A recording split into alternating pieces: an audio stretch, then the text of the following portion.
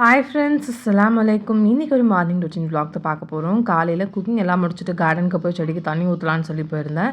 தண்ணி ஊற்றி முடிச்சதுக்கப்புறம் வெயில் வந்துருச்சு. வெயிலில் எல்லா பூவுமே அழகாக பூத்துருக்கு. பார்க்கவே எவ்வளோ கலர்ஃபுல்லாக இருக்குது பார்த்தீங்களா. அண்ட் மல்லிப்பூவும் இன்றைக்கி கொஞ்சம் பூத்து இருந்துச்சு. இதுக்கு முன்னாடி பூத்த மல்லிப்பூவும் நான் பறித்து ஒரு பாக்ஸில் போட்டு வச்சுருக்கேன். இது ரெண்டுமே சேர்த்துட்டு நான் கட்டி வச்சுருவேன். நல்லா வாசனையாக இருக்கும். இன்றைக்கி கொஞ்சமாக தான் மல்லிப்பூ இருக்குது. ஸோ இதையுமே பறிச்சிடலான்னு சொல்லி வந்திருக்கேன். அண்ட் மல்லிப்பூ செடியில் வந்து மொட்டும் இருக்குது. இன்னும் கொஞ்சம் மொட்டும் வந்திருக்கு. இந்த அளவுக்கு பூ இருந்துச்சு. இந்த பூ ஃபுல்லாகவுமே நான் வந்து கோத்து வச்சுட்டு என்னோடய பேபிக்கு மல்லிப்பூ இல்லை எல்லா பூவுமே வந்து தலையில் வைக்கிறதுக்கு ரொம்பவே பிடிக்கும்.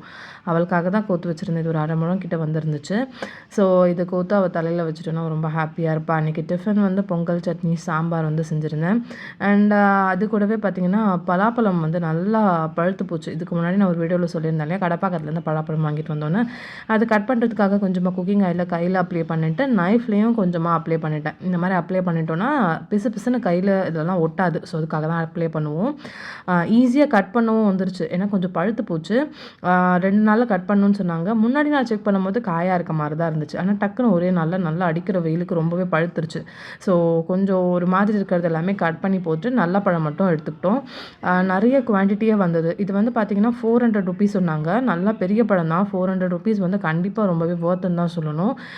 ஒரு 10 பழம் வச்சுட்டு 50 ரூபா சொல்கிறாங்க. இவ்வளோ பழம் வந்து நமக்கு 400 ருபீஸ்க்கு கண்டிப்பாக நமக்கு நல்ல ஒரு ஒர்த்தான பழம் தான். நல்லா டேஸ்ட்டாகவும் இருந்துச்சு. கொஞ்சம் நாங்கள் எடுத்துகிட்டு கொஞ்சம் ரிலேட்டிவ்ஸ்க்கு கொஞ்சம் கொடுத்து விட்டுருந்தோம். ரொம்பவே டேஸ்டியாக இருந்தது. அண்ட் அன்றைக்கி வாட்டர் மெலனும் நல்லா பெரிய வாட்டர் மெலன் இருந்துச்சு. ஸோ அதையுமே கட் பண்ணி ஜூஸ் போடலான்னு சொல்லிட்டு கட் பண்ணேன். ஸோ இப்போ எல்லா இடத்துலையுமே இந்த வாட்டர் மெலன் கலர் டெஸ்ட் பண்ணுறாங்க இல்லையா.